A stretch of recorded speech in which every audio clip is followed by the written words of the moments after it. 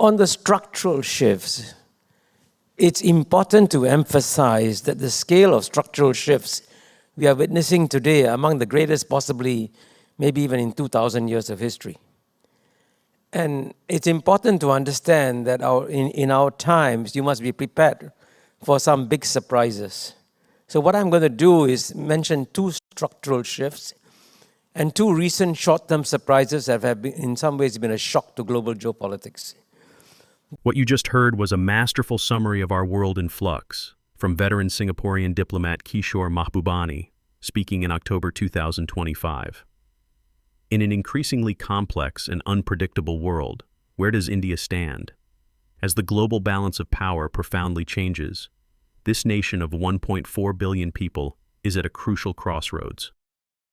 In the conversation that follows, we will continue to listen to this deep dialogue, featuring Mr. Mahbubani and veteran Indian diplomat Ajay Bisaria. From their respective viewpoints, they will analyze India's strategic situation in this multipolar chess game. Mr. Mahbubani, from a macro outsider's perspective, will use irrefutable data to paint the irreversible structural changes in the global power dynamic. Mr. Bisaria, from an Indian insider's viewpoint, will then interpret how India is positioning itself between a capricious America and a rising China. This is a deep dive into global shifts and Indian ambition. Let's continue. The first structural shift, of course, let's say if we compare, let's look at the two biggest giants in Asia, China and then India.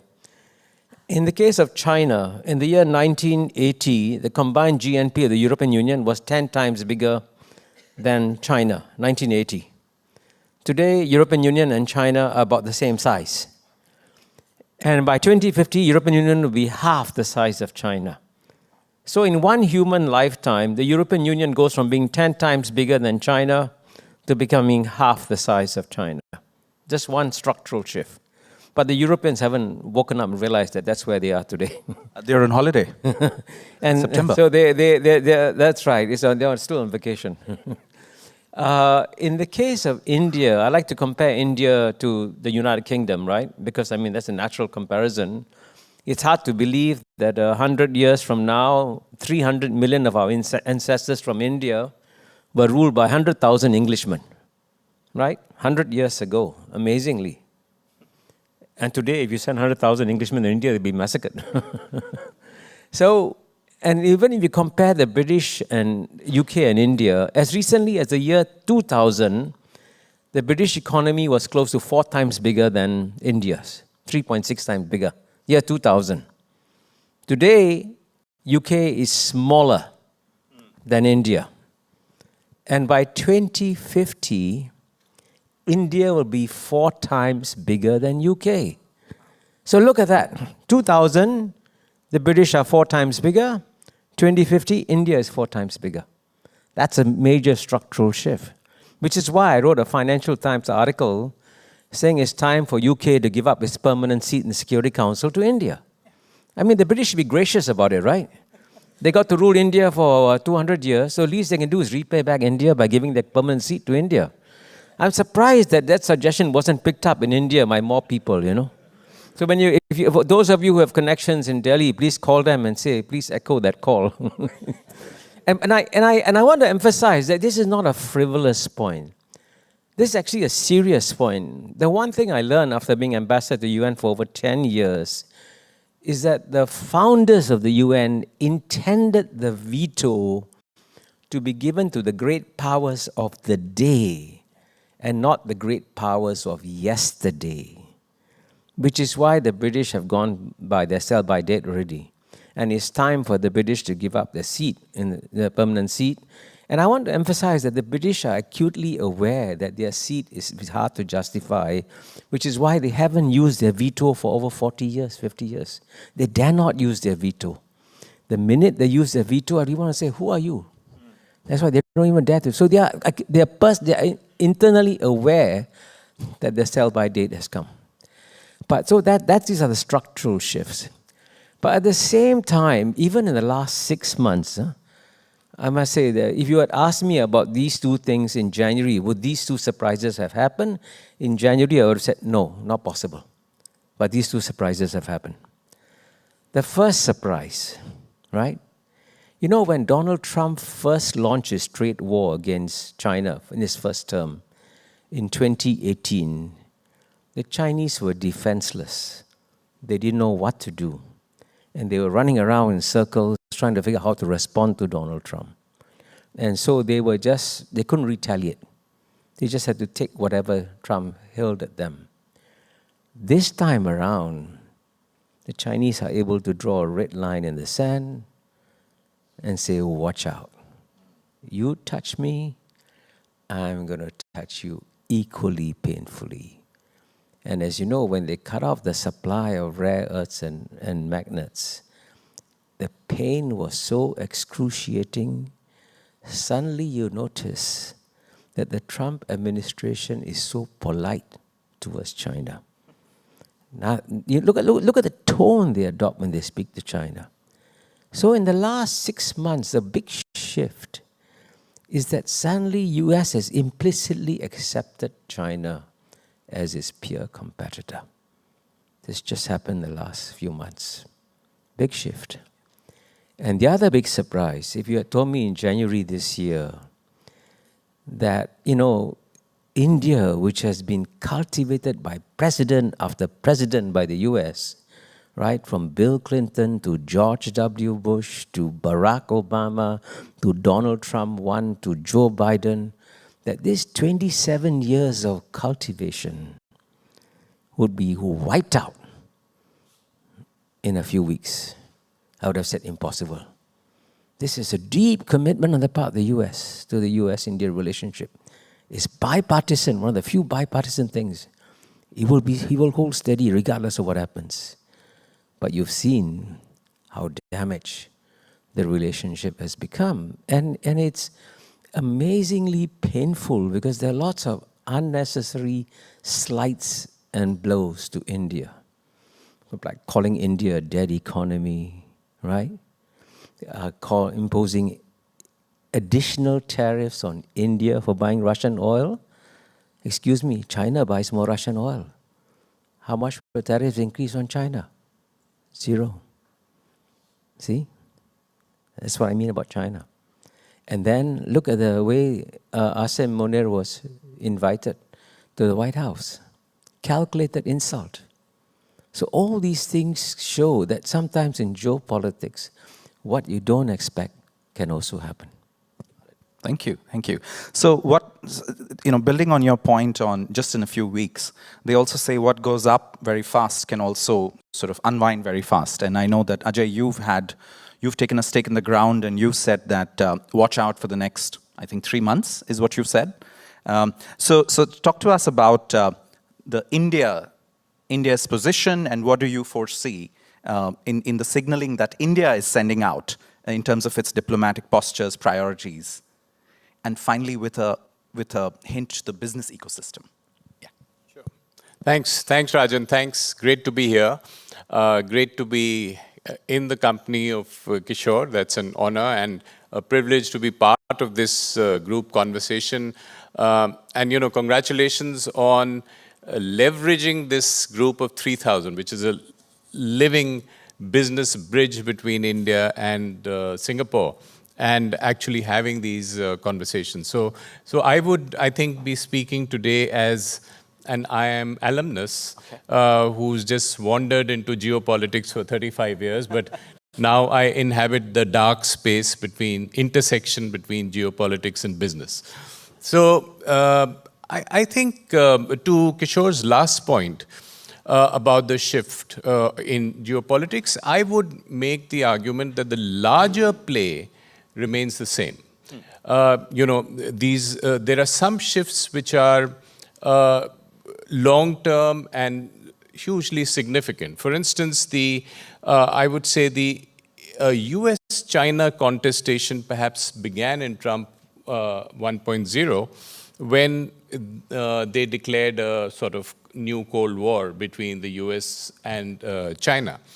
But on the US-India piece, again, I think what we are seeing in the Trumpian revolution of this year is a very capricious and volatile United States, which we as the governments are trying to factor in, but the media and public doesn't. So we had a rough August in the relationship with the US because the July was fine. In August, you suddenly had 25% duty and then the pileup of 25% duty. So this was in what was in Trump's mind in this Trumpian revolution, the art of the deal. So there were the art of two deals that was happening. He was playing chicken with India, trying to get a better deal than the one we had negotiated in 5 rounds. And then he was trying to get a deal out of Putin in Russia. And India became collateral damage. So already things are changing in September, and part of the reason was India also made a short-term projection of optics in the picture of Modi in Tianjin with President Xi and President Putin, which gave a larger message that, look, if you push this relationship a little too much, then India will simply have to live in a world bypassing the United States. And India is capable of doing that.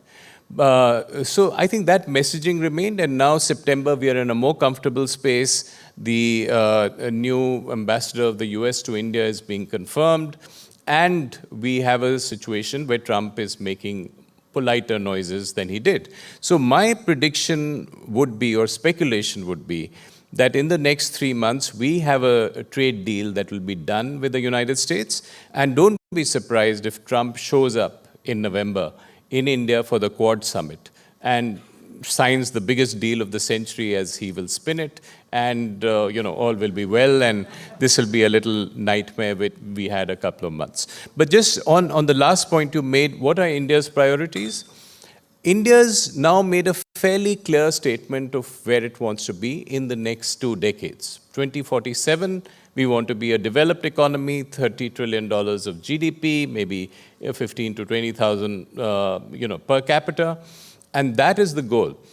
Part of it, which remains understated or unstated, is that in this evolving global order, India would like to be a pole, like to be a rule setter, not a rule taker. And therefore, it is important for India to play that game and also play the geopolitics in a way. I think India's primary strategic partner will remain the United States in the foreseeable future, in the next 3 decades.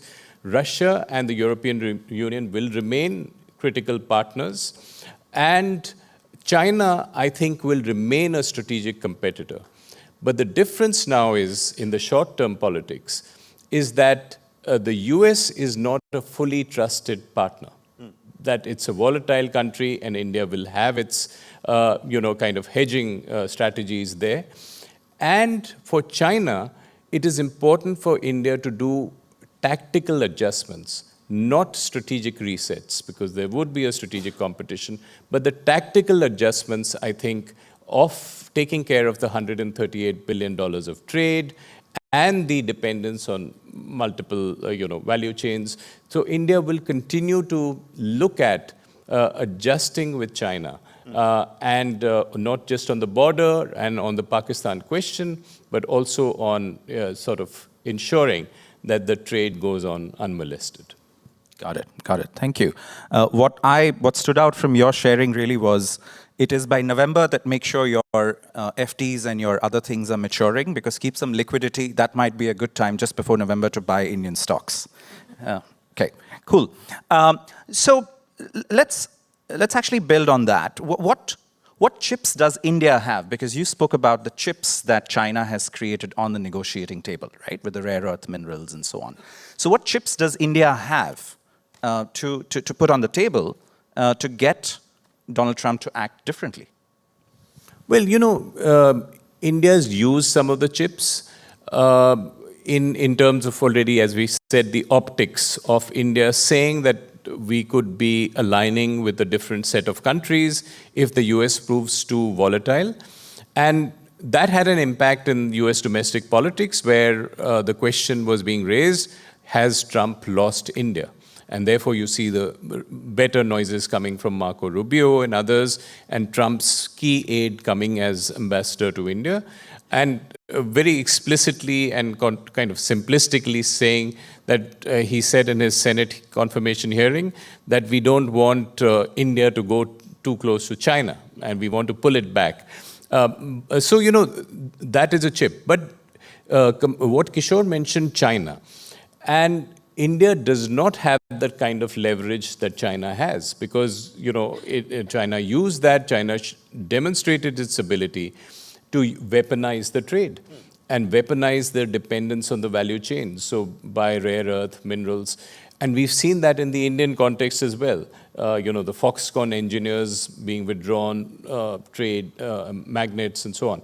So I think the chips that India holds are not in the trade domain, but certainly in the domain of geopolitical alignments, that India could change the emphases it would place on the US relationship. And as Kishore mentioned, this is a relationship that is 27 years on a trajectory which has been positive. And Trump 1.0 himself took this forward in giving the Quad content and raising it to the summit level.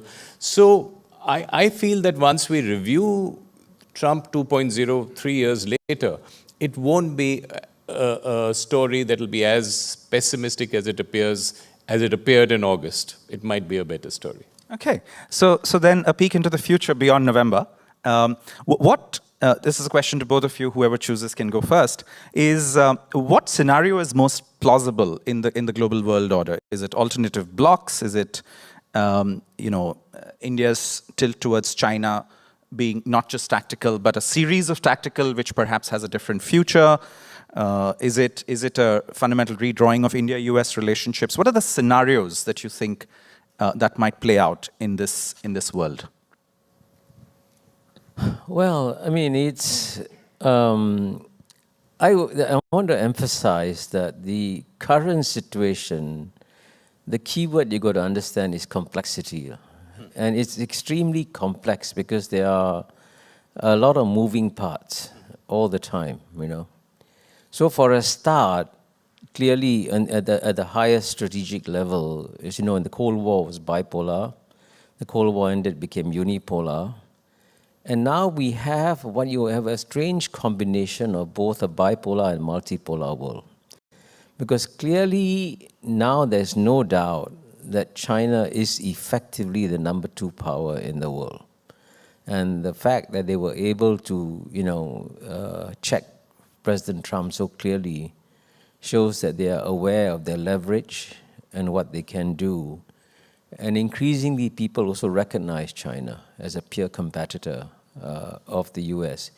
And I want to emphasize that the hold that China has over the US is not just in rare earths and minerals. That's just the first shot.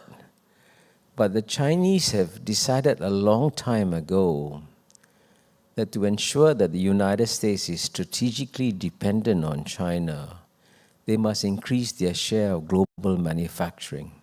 And as you know, China's share of global manufacturing in 2000 was 5 or 6%, but by 2030 it'll be 45%. And I've spoken to some American CEOs, who told me that it is now the situation where if you want to manufacture almost anything in the world, in one way or another, you'll need some parts from China. And if those parts don't come, then the US is in trouble too. So this CEO told me, if the Chinese just stop exporting everything, watch what happens to the American economy.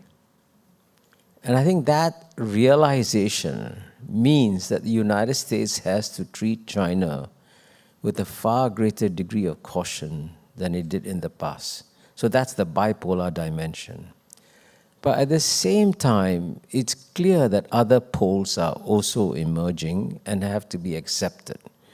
Clearly, India is going to be the third pole. In India is, now in theory, the 5th largest economy. By 2030, it'll be the 3rd largest economy. It'll overtake Japan and Germany without any doubt whatsoever. So India has the capacity to be the third pole. But to function as a third pole, it's best for India to be like the animal on the seesaw, somewhere in the middle. So if one side you have China, on the other side you have US, where India puts its foot determines where the seesaw goes, you know. So that's an ideal position for India to be in that competition, which means that you want to have some degree of functioning relationship with both and the capacity to talk to both. But there are also other powers that are clearly changing the situation. Again, clearly Russia matters, right? And the biggest strategic mistake that the Europeans made in dealing with Russia is that they only look at the size of its economy and didn't look at the overall national strength and their military capability. So the Ukraine war could have been avoided if the Europeans had just shown some degree of respect for Russia's own long-term strategic interests. And the tragedy of the Europeans trying to punish the rest of the world for buying Russian oil is that they could have avoided this war with Russia if they had shown some strategic common sense in dealing with Russia. And the last surprise, by the way, and this is something that is just happening. Again, if you had told me a year ago that we would live in a world where Israel could choose to bomb any country in its neighborhood and get away with it, and no one can stop it, I said, no, there must be some restraints. But it's actually quite amazing what Israel has done. First, in its bombing of Iran, incredibly successful. And the Israeli intelligence is absolutely amazing. How did they manage to kill the nuclear scientists in their bedrooms at night? What kind of intelligence is that, right? And then now, I must say, when they started to bomb Qatar, this bombing of Qatar, I think, is going to lead to some significant shifts also. Because all along, the Gulf countries thought that their number one threat is Iran, and maybe we should try and get closer to Israel. And now they suddenly realize, hey, wait, be careful. Israel now has the capacity to hurt us. So that also is leading to new thinking that is going on. So all these, so that's what I mean about complexity. It's not a simple black and white chessboard, It's extremely complex. And you've got to watch all the moving parts. And the people who can get the big picture are the ones who will succeed and thrive. And those who don't, like the Europeans, sadly, the Europeans live in a delusionary world, And I mean that quite seriously, because they if you just look at the photograph of the European leaders sitting on sofas in front of the school teacher, Donald Trump, at his desk, lecturing these European leaders, they look like school children. I mean, the optics itself captured what had happened. And for a respected Prime Minister of the Netherlands, Mark Rutte, whom I met, he's a very thoughtful, intelligent guy, by the way. For him to call Trump daddy, I mean, it shows you that something has gone wrong. So and this is actually, I must tell you, in my last conversation with Kissinger, he told me candidly, he said the quality of mind of these Europeans has gone down so much, they don't understand how much the world has changed. So this is an example of where if you understand the world, you can navigate through it. But if you don't understand the world, like the Europeans don't, they seem they're in trouble. Got it. So let me then, before I come to you, just do a quick audience poll here. So you spoke about complexity and the need to understand it so that you navigate it. So raise your hand if you feel that your business, if you're a business leader, or if you're a government leader, then your day-to-day, your life, your world, is already being affected by these shifts or is likely to get affected in a short term. So raise your hand. Raise your hand. Okay, now keep that raised, keep that raised, keep that raised. Now, continue to keep that hand raised if you believe that you and your teams have the mindsets to navigate this complexity? You're equipped with those mindsets. Continue to keep that raised or else put it down. Okay. So there's a sufficient number of people that actually put that down. So now again, that's a bit of a reflection for you that if this is the world that we are coming into, this is not just a spectator sport. We need to be doing something about our own mindsets and navigating that. So thank you so much for pointing out that complexity. I do want to go to the India-Singapore partnership topic. Is there something that you might want to add about the multipolar nature or the scenarios of the world? And then I'd love to go to the India-Singapore partnership. Sure. So, I would agree with Kishore on much of what he said on Russia, for instance, and on Europe. And I would endorse your suggestion that the United Kingdom should give up its seat and offer it to India. I think it's a great idea because if you look at the global system now, there are, let's say, 4 major poles, the US, China, and Russia, and the European Union. And, if you give them each a seat, the 5th candidate certainly becomes India. But, just a quick comment on another issue that Kishore mentioned, which was China-US. The China-US contestation is here to stay. And if I was advising Trump today, I'd tell him to do the same thing India is doing. Which means that you have a strategic contest with a rising China, which has an ambition to displace you in the next 30 years, but do your tactical adjustments with them. Don't get into a fist fight with China at this stage. And in the US, there are multiple strands of views, including one which says that we are an isolationist power. We are, it's called the Monroe Doctrine Light. We are a Western hemispheric power. And elsewhere, we'll be an external balancer rather than a resident power. So in the contest with China, we are not really interested at this point. But, that would be a reality they would face. From India's point of view, both the extremes of an US-China contest are not good for us. A US-China G2, as it used to be called, a grand deal which Trump hopes to get, is not a great thing for us because that collusion doesn't help us. Yeah. Nor is it very good for us to have a bipolar world again with contestation and needing to choose because we lose our strategic autonomy in doing these tactical adjustments with China while continuing the relationship with the US. So for India, the ideal world would be where India continues to be a pole and the multilateralism that defined the world, which is becoming defunct, and Kishore has written about it extensively, is something that we reform for those institutions to recognize the world as it is, rather than as it used to be in 1945, which means this is more a G20 world than a P5 UN world. What we have just witnessed was a deeply insightful analysis of the world's new shifts and India's strategic situation, where Kishore Mahbubani's grand historical perspective met with Ajay Bisaria's insider insights, together painting a complex geopolitical picture for us. In this dialogue, they presented several key insights. First, with the cases of Europe-China and UK-India power reversal, Mr. Mahbubani showed us the grand backdrop of the eastward shift in the world's center of gravity, a reality no nation can afford to ignore. Next, both diplomats keenly identified the core variables of our time, a capricious and unpredictable America dealing with its internal issues, and a China that can now engage in peer-level competition. This forms the foundation upon which India must base all its foreign policy. Finally, Ambassador Bisaria clearly articulated India's core aspiration. In an emerging multipolar world, India wishes to transform itself from a rule-taker into an independent rule-setter. This conversation was so brilliant because it not only revealed India's ambitions, but also the real-world challenges on its path to achieving them.